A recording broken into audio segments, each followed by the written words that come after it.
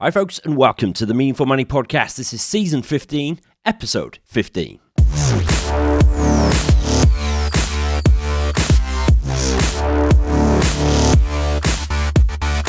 This is the podcast dedicated to helping you put your finances in order. My name is Pete Matthew, and I'm going to share with you everything you need to know and everything you need to do to secure your financial future. I'm here to help you make sense of money.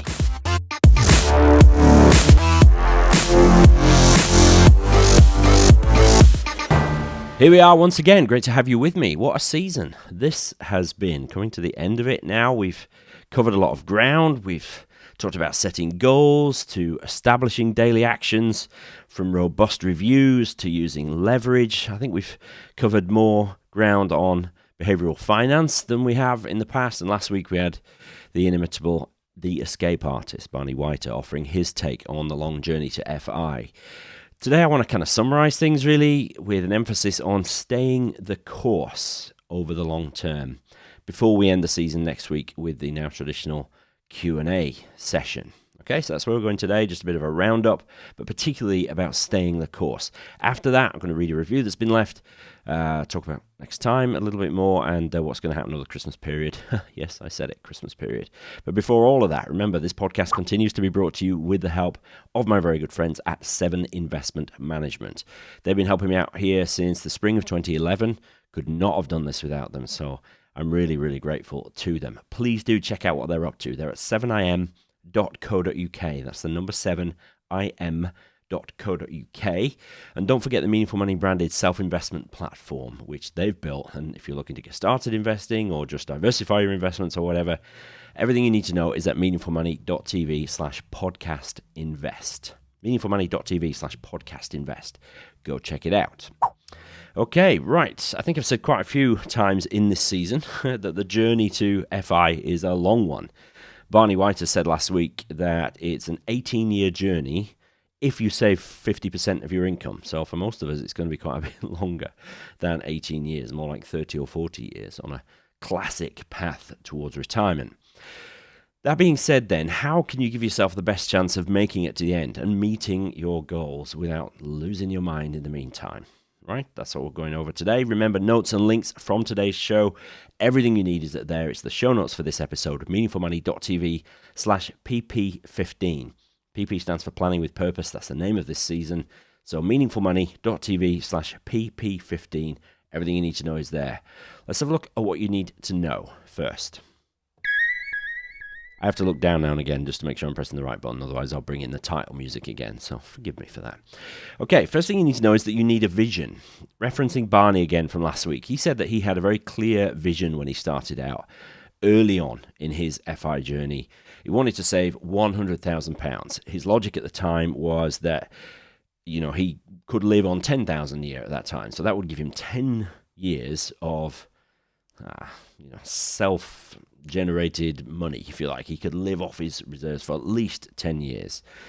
Back in the early sessions of this season, the early episodes, we covered the setting of financial goals and then translating those goals into daily actions. It's hard to overstate just how important it is to have something tangible that you're working towards. Of course, the length of time that we're working over here can make absolute clarity quite difficult, right? It's hard to see something super clearly when it's 30 years in the distance. But even a broad brush goal, dream or vision is better than none at all. In fact, let's separate vision from goals. Goals, as we said in those early episodes, should be measurable. They should have a pounds and pence figure on them and time-bound, a date for when they will be achieved. A vision can definitely be woollier than that. It's less about numbers and translating it to daily actions. It can be definitely woollier, but it does need to excite you.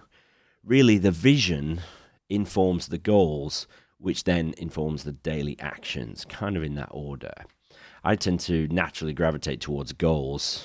I suppose that's maybe the way I'm wired. But actually, vision is super important. If you're part of a couple, I think that vision should be shared to a large extent. What we're talking about here is the lofty heights that you're working towards together. So you need to be on the same page at the very least. So, take the time to discuss it over a good bottle of wine and just relax into the conversation. Consider, doing all the sorts of things you're supposed to do with visions, create mood boards or whatever. Don't dismiss that stuff, some images which reflect your vision, what you consider your future life might be like. It's helpful to have those and collect them and just reflect on them. Think about, what work you might be doing, if any. Where will you be living? What will an average day look like? Make your vision vibrant and vivid, not a spreadsheet of numbers, right? It's something to get excited about. People who get excited about spreadsheets usually worry me a little bit. Whatever your vision is, if it is powerful and attractive enough, it will act like a magnet, drawing you inexorably closer to it. And along the way, it will inform all the myriad decisions that you've got to make, but only if you keep that vision visible. Obviously, it needs to be front of mind. So you need a vision, I think, to stay the course. Second thing is that you're going to need help, okay? A lonely journey will always seem longer than it really is. Any long car journey is made easier with company, right? Even if that company is virtual in the form of a podcast or radio host talking to you through the speakers. For me, a good audiobook is essential if I've got a long solo drive. I find if I'm in a good story on an audiobook, the hours just fly by, and I actually sometimes find myself thinking, I've only got an hour left of this journey, and I've got, I'm only halfway through the story. I want to sort of keep driving so I can keep listening. Having people with whom you share the journey is, I think, a really important factor in staying the course. Obviously, if you've got a life partner, that person will be there and you'll be working towards it together. But I think there's real value in having others of like mind with you too. Fortunately, there are now more ways than ever to connect with your tribe thanks to the internet. So seeking out Facebook groups of supportive people, or even in-person groups which are organized online. You've got meetup.com and things like that. It's a brilliant way of building connections and building a support network for yourself. A few days after recording this, just a couple of days' time, I'm hoping to pop in on a FIRE meetup in Paddington on my way home from Andy Hart's Humans Under Management conference. Events like that, they're increasing in frequency and also in geographical diversity. It's not all just London-based. There was a meetup in Birmingham fairly recently for the FIRE movement as well. So community is one thing. Having a mentor or a coach can be valuable at different points in your journey, maybe at all points, but it might be a different mentor, right? Obviously, that's a cost, though, that you would probably need to factor that in. Or it may be. I'm thinking of it from a sort of business coach point of view. It might not be. It might be that you've got a mentor who will spend some time with you because they're a friend or, senior family member or something. Having a professional advisor, of course, is advantageous, though I would say that, somewhat vested interest, of course. But I know a good advisor will add value at different points. There may be decades where you don't need to see an advisor. You just keep pressing on. But any decent advisor will add value over time in answering questions, keeping you on the straight and narrow, and coaching you as time goes on. So get help, seek out company, be sociable, right? It'll help you when you need it. And in turn, you might be able to be that help to somebody else when they need it. Community, having help and company on the journey is really important in staying the course. Third thing is that you're going to need focus. All right, one thing is for sure, you are never going to drift your way towards your vision. You're going to get there by being focused and driven. We do that by keeping our eyes on the prize and trying to eliminate distractions where we can. Some racehorses wear blinkers, I think they call them blinders in the US, to kind of remove their vision to the side and behind and keep their focus forward. We could do with a kind of metaphorical set of blinkers so that we don't get too distracted by the stuff that's going on over here and over there while we are heading towards our prize. Now, obviously, if the vision you're working towards is powerful enough, it will draw your focus, just like when a really attractive person walks into the room, your eye is drawn to them. And if your vision is powerful enough, it will do the same thing. But distractions can be powerful as well, okay? I talked with Neil Bage in episodes 11 and 12 of this season, 3-4 weeks ago now, about dealing with external and internal distractions. And we must never stop learning about ourselves, our personalities and our biases to give ourselves the best chance of staying the course. The longer I do my job as a chartered financial planner, the more I am convinced, and actually as a podcaster talking about this stuff week in and week out, the more I'm convinced that self-awareness really is all important. All of the practical stuff for building wealth, for money, how it all works, that can be learned by anyone. But whether or not you stay the course will be down to a massive extent to self-awareness and self-mastery.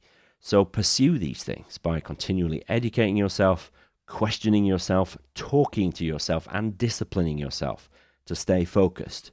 Nobody said this was going to be easy. I don't know that any of us has a right to an easy ride. So we need to whip ourselves into shape. Metaphorically, not literally, obviously. That'd be a bit weird. So you need a vision, a vivid and compelling picture of what your future might hold. You need help, friends, family, professional advisors, community, like-minded people to be with you on the journey. And you need focus, self-awareness and self-instruction and self-discipline. These are necessities on the road to financial independence. With those in mind, let's have a look at what you need to do. First thing you need to do is actually a don't. So often do this, don't I? Don't forget to live in the present or in the now. This is really, really important. One of the biggest arguments against sort of being driven towards your financial future, whether it's the sort of super frugal sort of faction of the FI movement, to anyone who is actually taking a serious view and is on the journey towards financial independence. If you say to your friends, no, I'm not coming out this weekend because I'm going to save that money, you will get some heat for that. Okay, you might die tomorrow, live a little. In practice, it's very unlikely that you'll die tomorrow, for which we're all very glad, of course. The idea, though, isn't without merit, right? Don't neglect today entirely while you focus on tomorrow. Life is a journey, of course. Financial independence is a journey, and any journey isn't just about the destination. It's about the experiences and the stops along the way.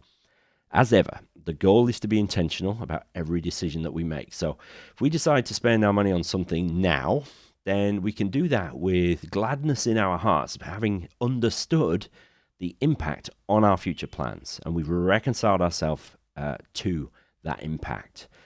At least then we'll arrive at the destination with some memories of time and money well spent along the way. Where there are other people in your life, don't force them to live a life that they don't want to live in order to support your goal. Strive to be on the same page and find a balance with those people. Enjoy now. Enjoy the present to the fullest extent, but do so with intention. Not due to some sort of soundbite excuse that you might be dead tomorrow. That's just garbage, really. You won't be, most likely. And because of that, you need to build wealth for a time when working for money is either impossible or undesirable. But to arrive at the destination exhausted from working too hard and with broken relationships from a sort of too singular focus, I'd say that's a pretty poor outcome, actually. There's no point having financial independence while at the same time having nothing or nobody to enjoy it with. Not really, right? Having messed up the journey, really. No point making the destination, but the journey itself was a failure. Don't forget to live in the now while you still focus on the destination. Only you will find that balance for yourself. Second thing you need to do is to review things regularly. We did a whole session on this back in episode 7, where we looked at the practicalities of reviewing your progress towards your goals, as well as the practical stuff. Reviewing things has other benefits. Helps you to refocus on your goals. Remember that the actions that we're taking, they are defined by our goals. We need to make sure that we actively revisit those goals often so that we can make sure we're taking the right actions at the right time. Regular reviews prevent drift. Making small course corrections often means that you're never veering far off your planned course. Reviewing forces you to lift up your head from the grind, look out and forward towards the prize. You can get your bearings, you can reorient yourself, course correct if needed, and then you get your head back down and plow on forward. There's going to be times when significant course corrections will be needed because the destination has changed, right? Whether in its form or its timescale. Life happens, and when it does, you won't be able to keep going towards your initial goal. You might need to form a new goal, a new vision in light of changing circumstances. Could be anything from a career change to a long-term illness to a relationship or family change, lots more things besides, right? Listen back to episode 13 a couple of weeks ago on rolling with the punches. Reviewing things regularly is, to my mind, the very definition of being intentional. It's a definitive point, at least once a year, more often as needed if things happen. You take stock, adjust, move on, all right? The definition of being intentional, forcing yourself to take stock. So you need to review things regularly. Third thing you need to do is to be nimble. It's crucial not to hold too tightly to the goal or vision that you set when circumstances dictate that you might need to adjust course. Practically, that means that we need to keep our financial arrangements somewhat flexible, okay? Don't tie money up. Don't take out investments where you pay hefty exit fees if you move the money in a few years. Yes, I'm looking at you, St. James's Place, right? And others where, you pay supposedly no upfront fees, but actually you're locked in for 6 years. 6 years is a long time, folks, right? Things happen in that time. Here at Jackson's, we never tie money up because life just changes too frequently for that. Anything I invest for my clients can be liquidated within a few days, if necessary, and usually quicker than that. You should ensure that the same is true if you're managing your own investments. That might entitle you looking a bit deeper, asking the question of your fund managers how quickly they can liquidate their entire holdings if there is a run. Should it become necessary?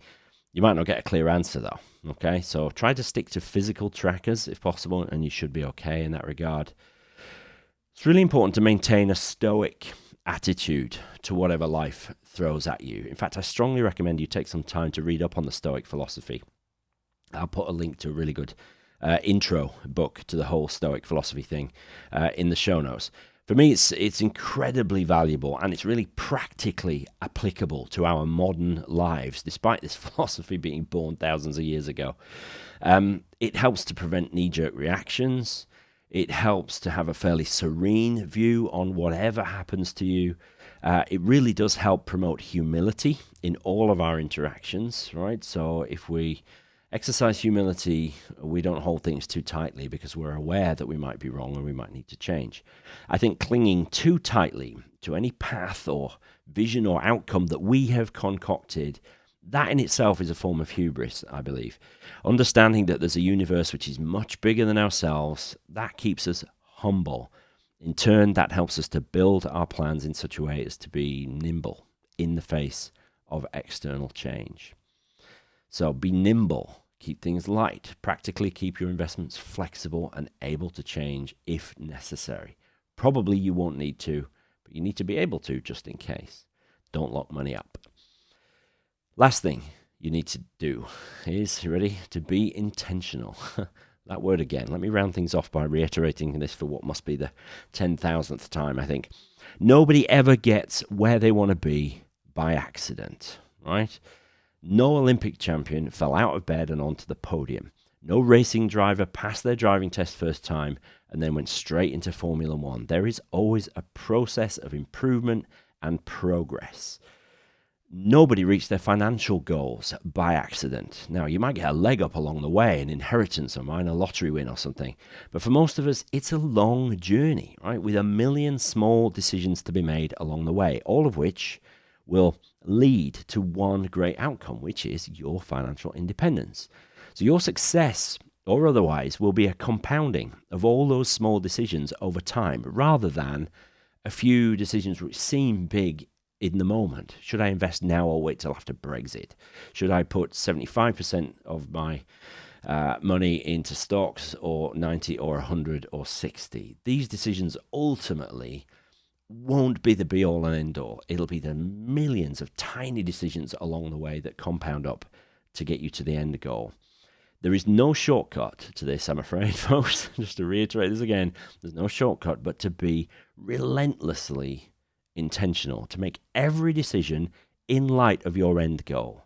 So tattoo this on your forearm, write it in your journal, create a wallpaper for your computer, or stencil it on the wall above your desk. Whatever you need to do, make this your defining character trait, that you will do nothing by default. You'll never drift anywhere, but in all things, and especially in your financial journey, you will be intentional. Can I get an amen? Preach. Okay. Folks, I've really enjoyed this season. I hope you have too. It's been quite challenging in many ways. I've really enjoyed sort of putting the thoughts together, though, trying to take it a little bit further, a little bit deeper. Blend of practical stuff, goal setting and calculation, to the more sort of metaphysical stuff, a little bit preachy today, to the behavioural finance stuff. It's been a really rounded season from my point of view, and I've enjoyed putting it together from that point of view as well. So I hope you've enjoyed it. Next week, I'm going to be addressing a bunch of questions that have come in throughout the season, try to anyway, just to round things off. And then, would you believe, folks, it's Christmas. You heard it here first. The week after, in fact, a fortnight today after this one goes out, is Christmas. Terrifying. So I'm going to be taking a week off for Christmas and coming back with the fire in New Year. So I'm looking forward to that. Here's a review from Big John 76. Okay, a little bit proud of that, John. Big John 76 here in the UK. This is an education is the headline to his review. This podcast may just transform my financial future. Brilliant but simple guidance, put in a way anyone could understand. I hope it's all available when my kids are old enough to understand it. The interview with Michael Johnson, the guy who invented the Lifetime ISA, is superb on many levels. Can we have him on again? Keep up the great work. Oh, okay, I'll do my best to work that out. Big John 76, and I'm way ahead of reviews. I'm sort of reading reviews now from earlier on this year. So, but thank you, Big John 76. Really appreciate it, folks. If you want to leave me a review, it really helps. Meaningfulmoney.tv/iTunes if that's your thing. But anyway, you can leave me a review. Please do. It really helps. On iTunes, I think I'm over 900 reviews and ratings now. Amazing. So thank you for everybody that's left one. If you haven't, then no, that's fine. None taken. So just one thing to say. You'll remember, I think, from my initial conversation with Barney Whiter, actually back earlier in the year, there was a documentary about the FIRE movement called Playing with Fire. It was initially being shown in a few select screenings. Now it's available for you to stream from all the major outlets: iTunes, Amazon Prime Video, Google Play, YouTube, and Vimeo. You can pay for and stream the FIRE documentary from any of those places. I'm on a plane in a couple of days, and I'm going to be watching it myself. I've already downloaded it ready, so I've downloaded it to watch on the plane. So definitely check that out. I'll make sure there's a link in the show notes to that as well.